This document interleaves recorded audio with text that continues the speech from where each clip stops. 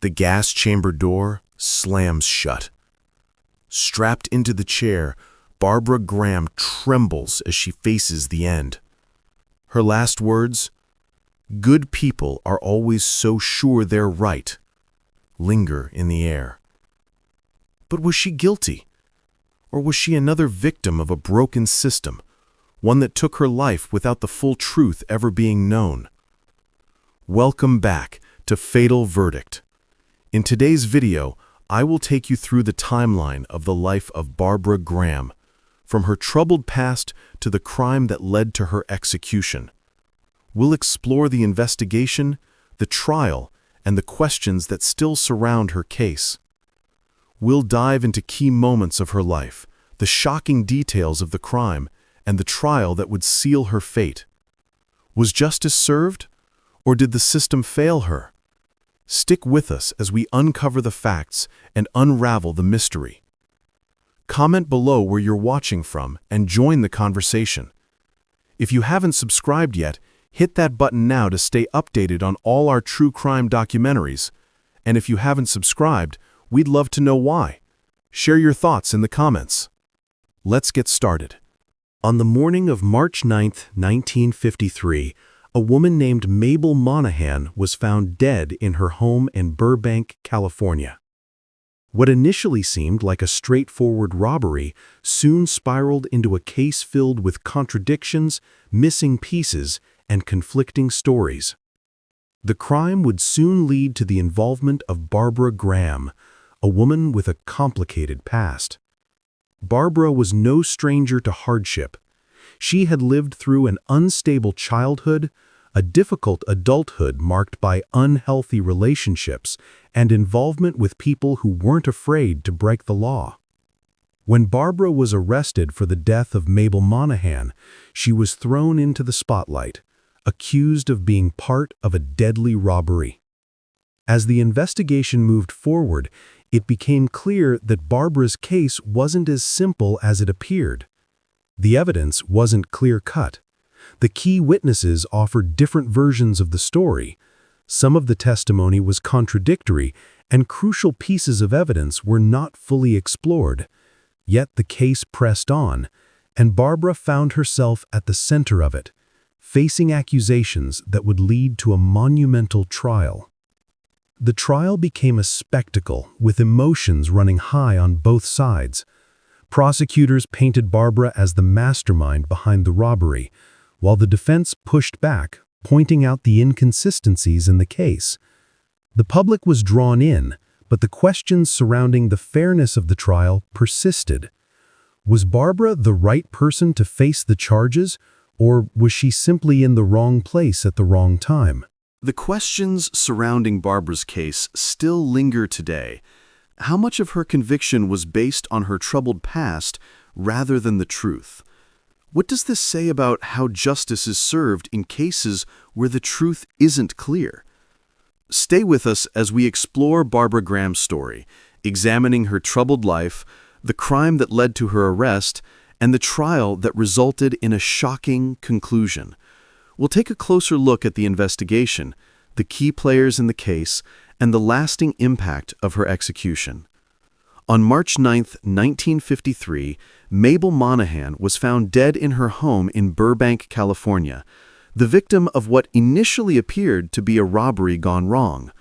A woman with a quiet life, Mabel was an older, retired vaudeville performer who lived alone. When the police arrived, they discovered that the robbery had escalated in an unexpected and tragic way, leading to her death.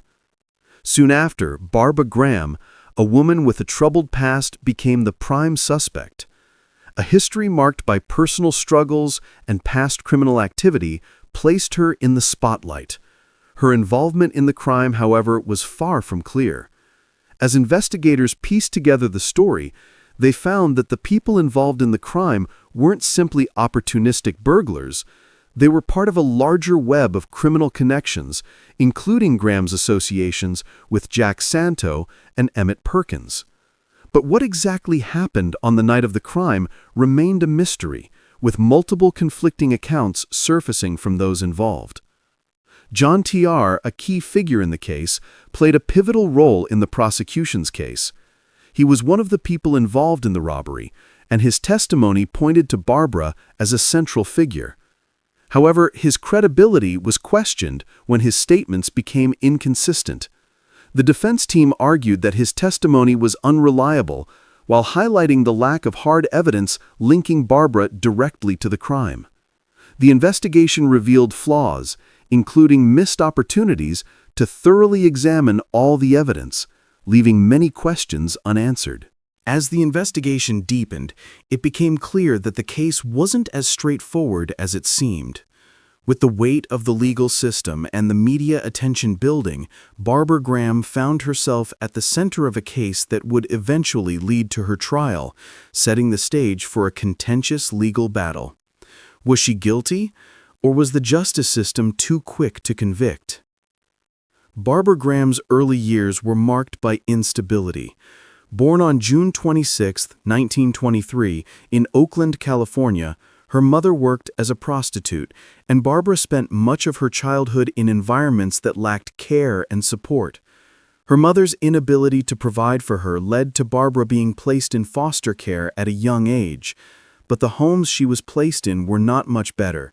She faced neglect and emotional challenges throughout her formative years, leaving her without the emotional foundation that many children rely on to develop a sense of trust and stability. As Barbara grew older, her circumstances only seemed to worsen. She faced a series of difficult relationships, beginning with her first marriage, which ended in failure. Her second marriage also did not last, and she continued to struggle in her personal life. These failed relationships seemed to reinforce a sense of isolation, and Barbara found herself drifting toward a world of criminal activity. It wasn't long before she found herself involved with men who had criminal backgrounds, individuals who were more likely to draw her into their illegal activities than help her escape her troubled past. One of the most significant figures in Barbara's life during this time was Jack Santo, a man with a history of criminal behavior. She also became involved with Emmett Perkins, another man with a reputation for lawlessness. Their involvement in her life would later play a pivotal role in the events that would lead to the crime that changed Barbara's life. By the time Barbara was in her 20s, her life was shaped by a series of poor decisions and unhealthy relationships. She turned to prostitution to survive, but the life she found herself living was fraught with danger. Her associations with dangerous people led her deeper into a world of crime. These connections, particularly with men like Santo and Perkins, became a defining part of her life, steering her toward choices that ultimately landed her in the middle of a violent robbery. Barbara's past was a complicated web of poor choices, bad luck, and a lack of strong role models. She was a woman searching for stability, but caught in a cycle that seemed almost impossible to break. Despite the chaos that surrounded her, Barbara never fully gave up on the idea of a better life. But as the story would soon show, breaking free from her past would be harder than she could ever imagine. In the days leading up to the crime, Barbara Graham and her associates, Jack Santo and Emmett Perkins, began planning a robbery. Their target was Mabel Monahan, a 64-year-old woman who lived alone in Burbank, California. The trio believed she had valuable items in her home, and they thought it would be an easy theft. They spent time observing Mabel's routine, learning when she would be at home and when it would be the best opportunity to break in. On the night of March 9, 1953, they set their plan in motion. But things quickly went off course. What was meant to be a simple robbery escalated, and the situation became far more serious. By the time the authorities arrived, the outcome was tragic. Mabel Monahan was dead, the victim of an attempted robbery that went terribly wrong. When the police began their investigation, they faced a number of challenges. There was no immediate physical evidence linking Barbara to the crime. There were no fingerprints, no clear signs of forced entry, and no weapons left behind. The investigators were left to rely on witness statements, but even those were inconsistent.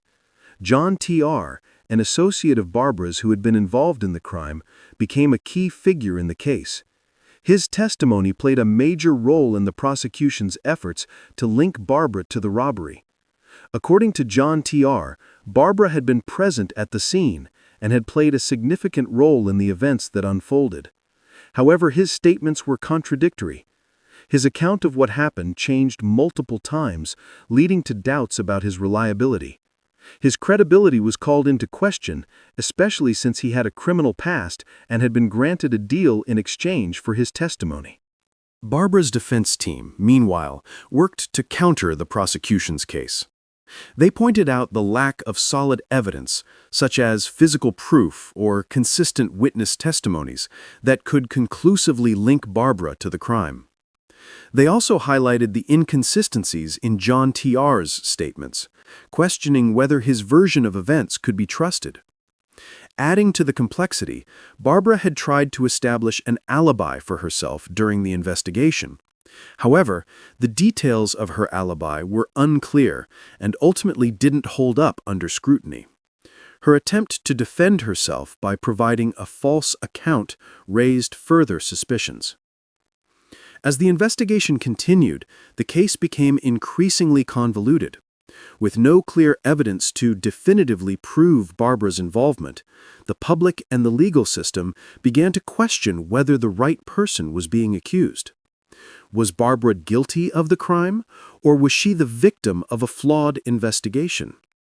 With each new detail, the uncertainty surrounding her case deepened, and the truth remained elusive. Barbara Graham's trial began with an air of tension that seemed to settle over the courtroom, as the public and media closely watched every detail. The prosecution's case leaned heavily on the testimony of John T.R., one of Barbara's alleged accomplices. He was a key witness who had struck a deal to testify against Barbara in exchange for a reduced sentence. However, as the trial progressed, questions about the reliability of his testimony began to surface. John T.R. claimed that Barbara had played a significant role in the robbery, but his statements were inconsistent. He contradicted himself multiple times, and his version of events kept changing. His shifting accounts cast doubt on his credibility. T.R.'s criminal background also raised concerns, as it was clear he had motives to manipulate the truth to save himself. Despite these issues, the prosecution pressed forward, relying on his testimony to paint Barbara as a central figure in the crime. Barbara's defense team seized on these inconsistencies, arguing that T.R.'s testimony couldn't be trusted. They pointed out the numerous contradictions in his statements, suggesting that he was simply trying to shift the blame to someone else. The defense also emphasized the lack of physical evidence linking Barbara directly to the crime scene. There were no fingerprints, no concrete forensic evidence, and no clear motive established for her involvement. The defense argued that the prosecution had no solid foundation for the charges and that Barbara was being falsely accused based on unreliable testimony. Throughout the trial, Barbara maintained her innocence, asserting that she was not involved in the robbery and that her presence at the scene had been misrepresented. She claimed that she had been somewhere else at the time of the crime, although her alibi was weak and didn't hold up under scrutiny. Still, the defense argued that her attempt to explain her whereabouts didn't prove guilt. It was simply an attempt to protect herself in a situation where the evidence was slim. The prosecution, on the other hand, capitalized on Barbara's criminal past. They presented her history of involvement with criminals as evidence of her likelihood to commit such a crime. They argued that her involvement in various illegal activities in the past made it plausible that she would be capable of a robbery, even if the details surrounding the crime were unclear. In doing so, they sought to paint her as someone who had made a habit of breaking the law and was likely to do so again. The trial moved quickly, and the jury deliberated on the evidence. Despite the holes in the prosecution's case, the jury found Barbara guilty of first-degree murder. The verdict came as a shock to many, as the lack of physical evidence and the contradictory witness testimony left lingering doubts about her guilt. Nevertheless, the legal system had spoken. Barbara was sentenced to death by gas chamber. The media covered the case extensively, and public opinion was divided. Some believed the verdict was justified, while others questioned the fairness of the trial, particularly in light of the uncertainties surrounding the key witness and the absence of solid evidence. Barbara's case became a flashpoint for broader debates about the reliability of witness testimony, the role of criminal history in convictions, and the fairness of the death penalty. As the trial ended and the sentence was handed down, the case left an indelible mark on the public consciousness, sparking conversations about justice, criminal investigations, and the power of the legal system to determine a person's fate. On June 3, 1955, Barbara Graham was led to San Quentin Prison, where her fate was about to be sealed. She was one of the few women in California to face execution by gas chamber, and the event drew widespread attention from both the public and media. Barbara had spent years fighting against this moment, but it had finally arrived. Barbara entered the chamber, her demeanor calm but resolute. She was offered a blindfold, which she accepted. Covered, she was strapped into the chair, the silence in the room growing more intense as the execution began. Before the procedure commenced, Barbara spoke her final words. With a steady voice, she said, "Good people are always so sure they're right." Her words, though brief, carried a profound weight, leaving those who heard them to reflect on her case and the justice system that had brought her to this point. It was unclear if she was challenging her conviction, questioning the system, or simply expressing resignation, but her statement lingered in the minds of all present. As the execution unfolded, Barbara's life came to an end. Her death was the result of a highly controversial trial, one that had sparked intense debates about the fairness of the death penalty and the accuracy of her conviction. Some saw the execution as the inevitable consequence of her actions, while others believed it marked the tragic end of a life that may have been unjustly taken. Public reaction was divided. Some felt that justice had been served, while others, deeply troubled by the inconsistencies in the case, questioned the fairness of her trial. The media reported extensively on her execution, and her case raised important discussions about the flaws in the justice system, particularly when it came to the reliability of witnesses and the use of criminal history in sentencing. Barbara's execution left a lasting impact on the public's perception of the death penalty and the criminal justice process. Was Barbara Graham truly guilty of the crime for which she was convicted, or had an innocent woman been wrongfully executed? These questions lingered long after her death, continuing to fuel debates over fairness and justice. After Barbara Graham's execution, lingering questions about her conviction continued to surface. The case, which had garnered widespread attention, seemed unresolved for many. Years after her death, a new investigation into the case was sparked as legal experts began to revisit the trial's details. In the 1990s, Marcia Clark, a former prosecutor known for her role in the O.J. Simpson case, took an interest in Barbara's conviction. She and a group of legal professionals began re-examining the circumstances surrounding the trial. What they uncovered raised serious concerns. John T.R., the key witness whose testimony had been instrumental in securing Barbara's conviction, became a focal point in the new investigation. T.R.'s statements during the trial had been inconsistent, and as the team reviewed the case, it became apparent that his trial testimony contradicted his initial statements to the police. These discrepancies cast doubt on the accuracy of his testimony, which had been central to the prosecution's case. The defense, at the time of the trial had pointed out these inconsistencies, but their arguments had not been strong enough to sway the jury. Now, with a fresh set of eyes on the case, the flaws in the prosecution's strategy became evident. It was clear that the case against Barbara had relied too heavily on unreliable witness testimony, and the physical evidence linking her to the crime remained sparse.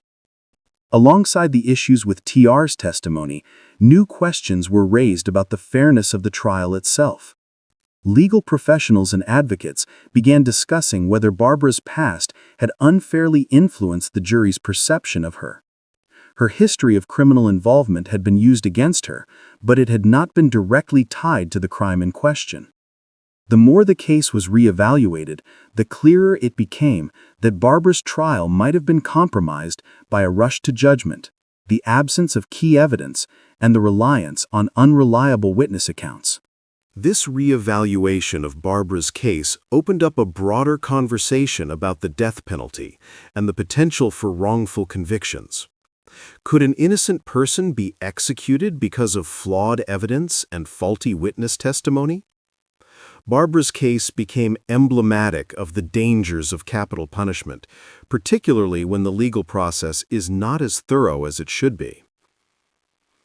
The more time passed, the more the public began to question whether Barbara's execution had been just. Was she truly guilty, or had the system failed her?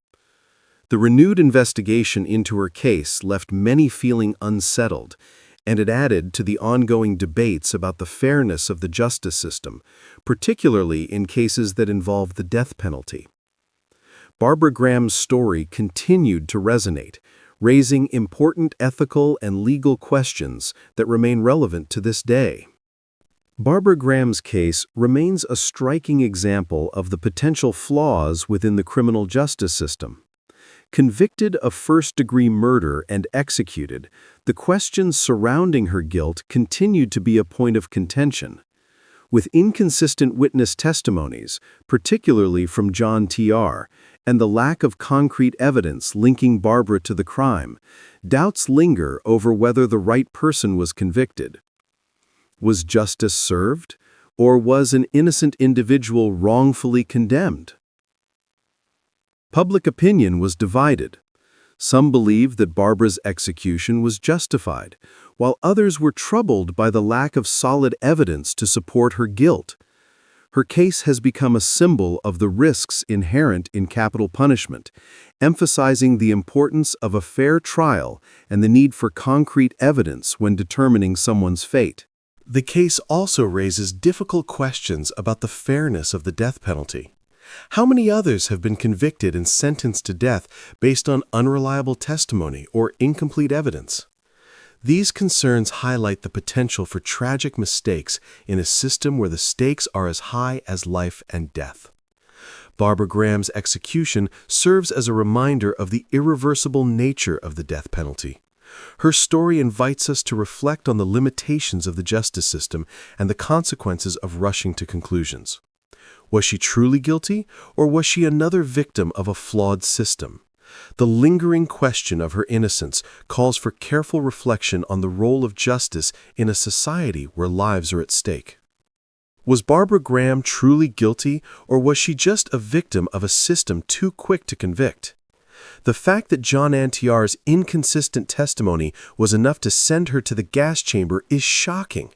How many innocent people have we executed because of unreliable witnesses and weak evidence?